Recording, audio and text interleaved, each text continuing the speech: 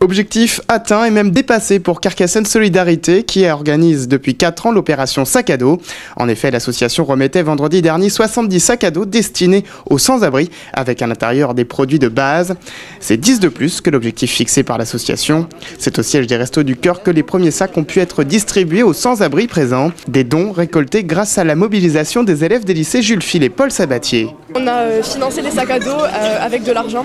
On a préparé des crêpes et on les a vendus à la cafétéria du lycée.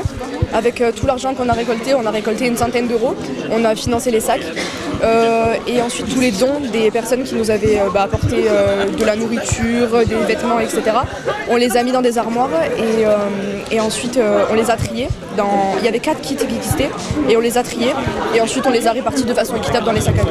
Au jour d'aujourd'hui on est fiers quoi. Ouais, parce qu'au moins on sait qu'à notre âge on peut quand même servir à des choses et on peut aider les personnes en difficulté. Ça vous sensibilise justement à oui. l'avenir? Ça fait chaud au cœur de pouvoir les aider comme ça. Ça fait chaud au cœur. Les élèves du collège Alain ont également participé à l'opération en se mobilisant in extremis. On a dû se dépêcher parce qu'on a eu très peu de temps pour la mettre en route. On a réussi quand même à collecter 5 sacs.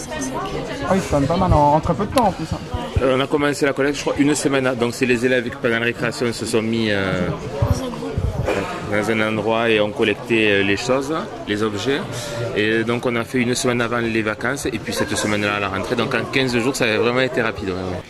Un élan de solidarité qui a touché les bénéficiaires présents, marqué par la générosité des plus jeunes. Je vois que le côté humain des Carcassonnais est là, très touché.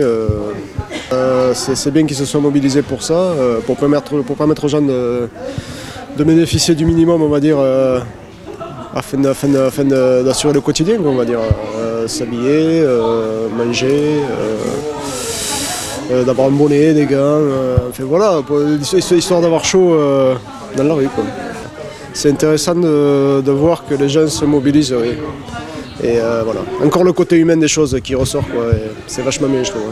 Malgré la dureté et la réalité de la vie aussi.